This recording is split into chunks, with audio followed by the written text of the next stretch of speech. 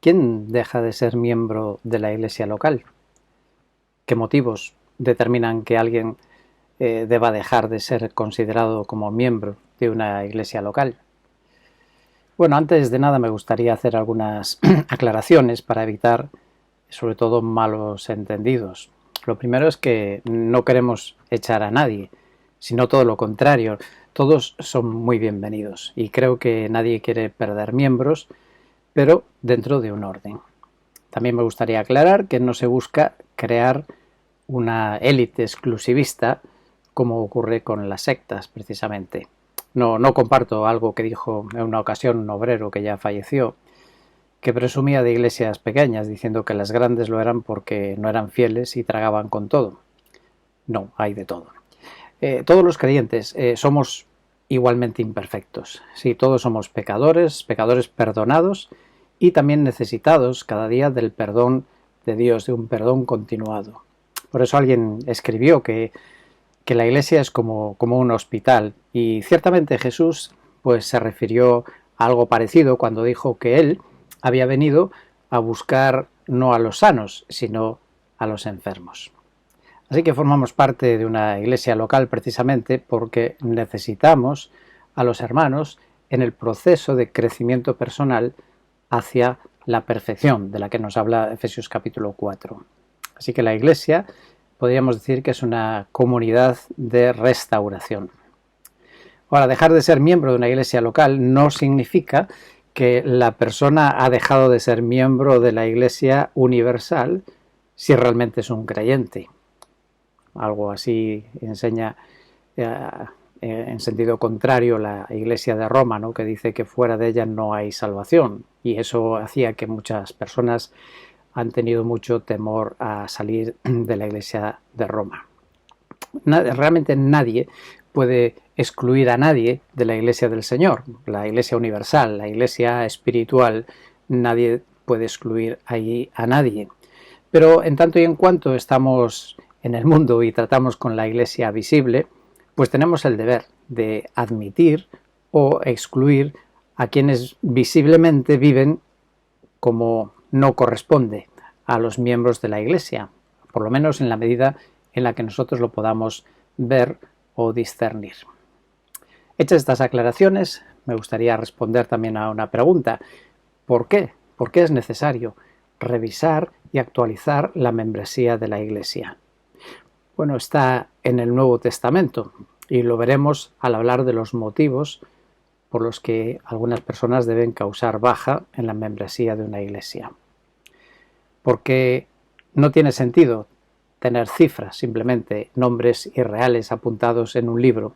Incluso hasta es peligroso porque puede llevar a algunos al engaño. Personas que tal vez solo fueron simpatizantes, congregantes, como aquella semilla sembrada entre espinos o pedregales que parece que brotó, parecía que eran creyentes y fueron tal vez incluso admitidos, o por lo menos en el seno de la comunidad, pero tal vez no eran verdaderos creyentes nacidos de nuevo, y esta gente puede llegar a pensar que simplemente por estar apuntados en un libro, pues ya son salvos sin serlo.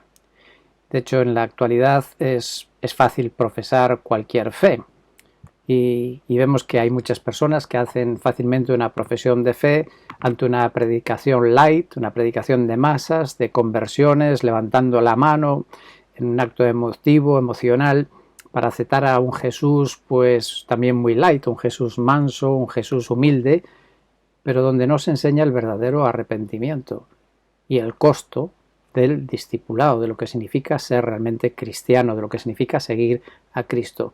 Y el resultado pues son iglesias débiles, inefectivas o incluso iglesias nominales. Era muy diferente bajo los tiempos del primer siglo en la persecución, como hoy también es en otros lugares del mundo, porque esta persecución realmente hacía como un filtro. Y curiosamente es entonces, en aquellos tiempos, que los miembros apreciaban, estimaban, valoraban mucho más lo que era ser miembro de una iglesia, porque allí es donde encuentran refugio, donde encuentran ayuda, donde encuentran apoyo, como ya mencionamos anteriormente en un ejemplo de un testimonio de Rusia. La motivación para para pensar en este tema es animar precisamente al compromiso, a la integración, a la restauración, si es el caso. Y si es que se han integrado en otra iglesia, bueno, pues fenomenal. Ojalá que aquellos que hayan dejado de estar con nosotros haya sido para integrarse en otra iglesia. También necesitamos revisar este tema de la membresía y actualizarlo, porque no hacerlo tampoco ayuda nada a la disciplina. Sí, entendamos bien lo que es la disciplina. Disciplina, en primer lugar, es enseñar, simplemente enseñar, educar, enseñar, eso es disciplina, pero tiene otros pasos, claro, como puede ser corregir, advertir, reprender y, en el último de los casos, el último eslabón sería ya excluir. Entonces, si no practicamos la disciplina, tendremos iglesias que no se ajustan a lo que el Señor Jesús espera de nosotros. Si no se aplica la disciplina, pues la persona no va a buscar nunca corregirse, no va a buscar cambiar, enderezar su vida. También necesitamos la disciplina para proteger a la iglesia, porque si no lo hacemos se transmite la idea a los demás de que al final no tiene importancia cómo vivamos, porque hagamos lo que hagamos, sí que afecta, nos afecta mucho, afecta a todos, nos afectamos unos a otros. Es una frase que se repitió en un encuentro reciente internacional de las asambleas de hermanos hispanas en este mismo año. Nos afectamos unos a otros. Lo que tú haces, lo que yo hago, nos afecta a todos. Ya desde la infancia recuerdo aquella ilustración del cesto de manzanas, ¿no? Y si hay una manzana podrida, cómo perjudica a las demás. Tenemos casos en la Escritura, historias como el pecado de Acán o el pecado de María y Aarón cuando murmuraron contra Moisés, o el pecado de David cuando hizo aquel censo y trajo una pestilencia sobre la nación de Israel. Todos ellos fueron pecados, diríamos, personales, pero paralizaron la marcha del pueblo de Dios. Así que este tema es un tema importante. Dice el Salmo 93 en el verso 5, que la santidad conviene a tu casa eternamente, oh Señor. Necesitamos ver la membresía, revisar y ver aquellos que deben estar o no, porque necesitamos también saber quiénes son los que quieren ser pastoreados, quiénes son aquellos que quieren que les pastoreemos en la vida y en el seno de la iglesia. Si no lo quieren, está bien, allá ellos. Son igualmente bienvenidos y quieren asistir a las reuniones siempre que lo deseen, pero realmente no pueden ser considerados miembros de la iglesia local.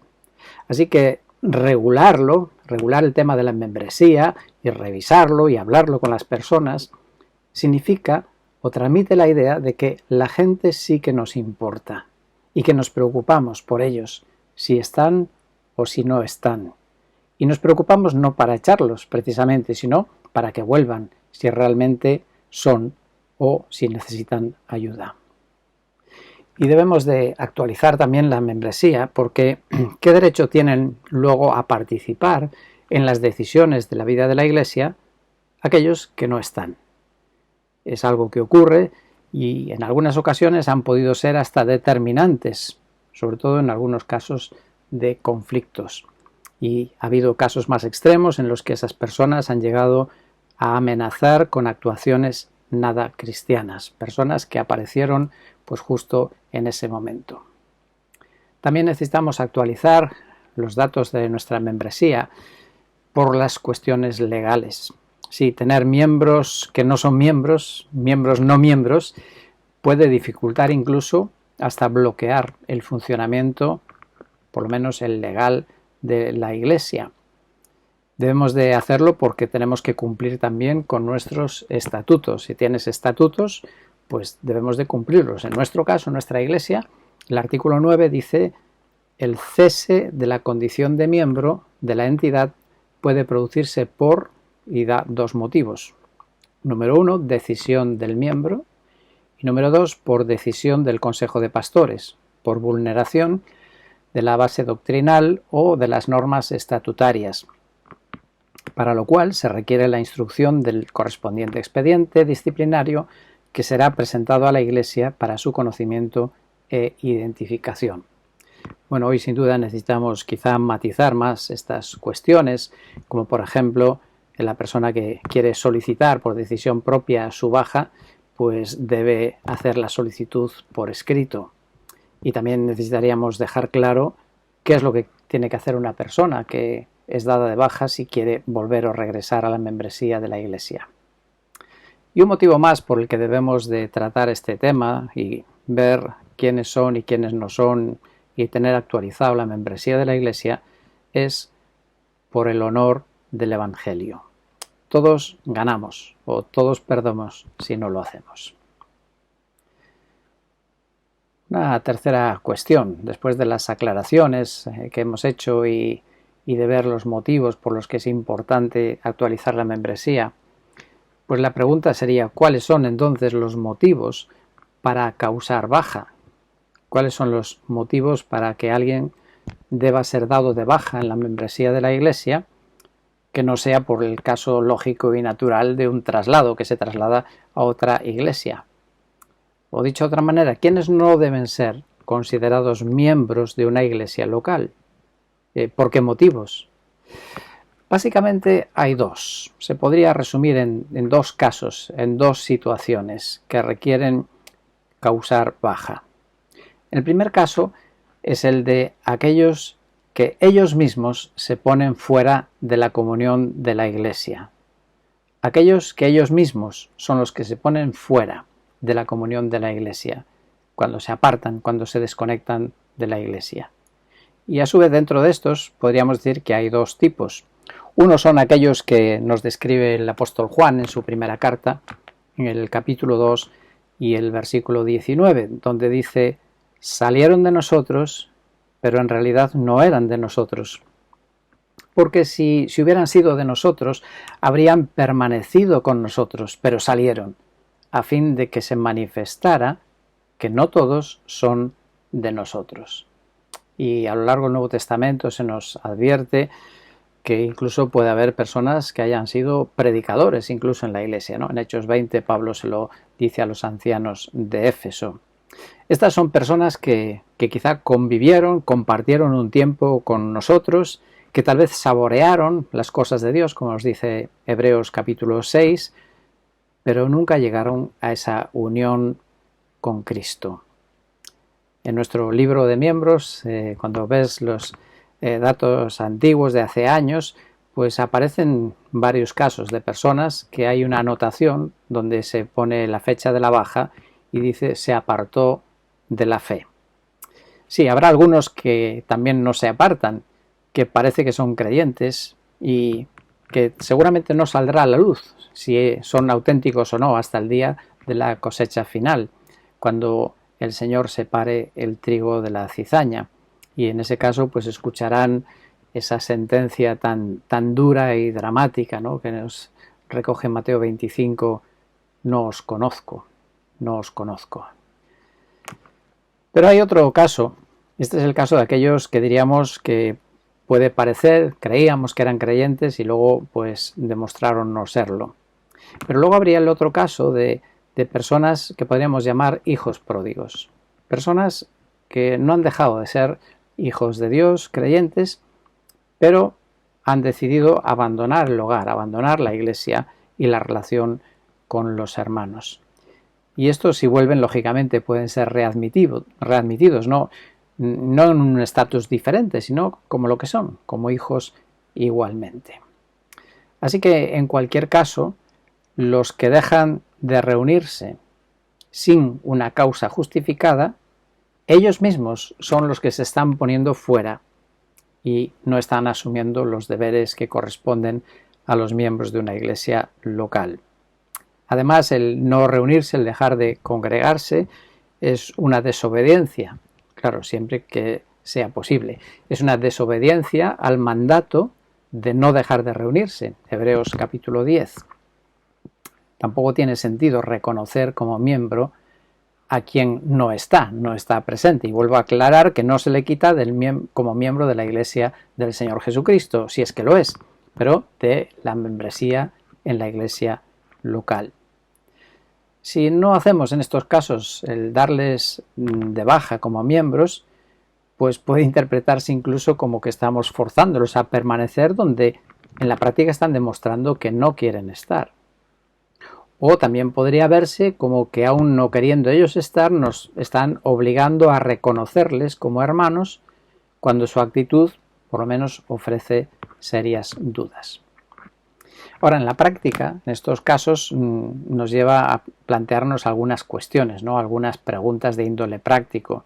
Claro, ¿por cuánto tiempo debemos de juzgar qué es no asistir? ¿Por cuánto tiempo sin asistir debemos de tomar una medida? En el caso de nuestra iglesia, hace ya muchos años, en reunión de iglesia se acordó que una creyente, un miembro de la iglesia, que dejara de congregarse y que no diera más señales de vida, pues una vez que hayan pasado 2 años, automáticamente se le daría de baja como miembro. Pero en la actualidad creo que las cosas es un poco diferente porque hay una mucho mayor movilidad. Diría que en el otro extremo, a mi juicio, estarían aquellas iglesias que han puesto el límite en 3 meses. Si una persona durante 3 meses no asiste sin justificación, y eso es el caso por lo menos de una asamblea de hermanos que conozco, pues automáticamente le dan de baja como miembro. Otra pregunta sería, bueno, y por dejar de asistir, ¿a cuántas reuniones le tendríamos que dar de baja? ¿A cuáles de las reuniones? Bueno, el Nuevo Testamento no nos habla de varias reuniones de la iglesia, del culto del martes, del jueves, del escuela dominical, etcétera, cosas que no están mal, pero en el Nuevo Testamento solo había un culto único prácticamente donde se reunían como iglesia. Pero a mi entender, y creo que es así, lo que tiene sentido tomar como referencia debe ser la asistencia al culto de comunión, porque es donde está la expresión de la comunión de la iglesia, del cuerpo de Cristo. Y aún una pregunta más, ¿y si es una persona con una asistencia intermitente que viene una vez, pasa un mes, no viene, viene otra vez, muy de vez en cuando? Bueno, yo preguntaría, ¿hay alguien que conozca a una persona que tenga un dedo ocasional, que a veces tiene el dedo y otras veces no? Sin duda son cuestiones prácticas que cada caso hay que tratarlo puntualmente. También creo que en estas personas que deciden ellos ponerse fuera de la iglesia debemos de conocer el motivo. Tal vez hay algún asunto que debamos de solucionar, de afrontar. En mi experiencia, la mayoría, cuando hablas con ellos, lo que responde es, bueno, ya voy a asistir, ya voy a empezar a asistir. Y luego muchas veces queda en intenciones o aparecen un par de veces y no vuelven. Y hay otros que directamente plantean su punto de vista, porque no han entendido realmente lo que significa ser miembro de la iglesia, pues plantean que ellos quieren tener la libertad de asistir cada domingo donde les apetezca. Y al final eso es ser miembro de ninguna iglesia. Según el caso, pues tendríamos que animar a la persona a que se integre en otra iglesia si no quiere asistir a nuestra iglesia. Dicho eso, también conviene recordar que tampoco somos tan ingenuos como para pensar que por el simple hecho de asistir siempre a las reuniones, ya por eso una persona se convierte en un verdadero creyente y en un buen miembro de la iglesia. En la próxima ocasión trataremos el segundo caso por el que una persona debe ser dada de baja. Hoy hemos planteado esta cuestión: ¿quién debe ser miembro de la iglesia local? Hemos aclarado que no se trata de echar a nadie y hemos hablado de por qué es necesario actualizar la membresía. Y el primer motivo que hemos dado, ¿por qué debe alguien causar baja que no sea por traslado? Y es el caso de aquellos que se ponen ellos mismos fuera de la comunión, fuera de la iglesia. Pues que Dios nos ayude, nos dé sabiduría para aplicar en la práctica estas cuestiones con sabiduría, con amor también, y buscando al final el bien del creyente y el bien de la iglesia y del testimonio.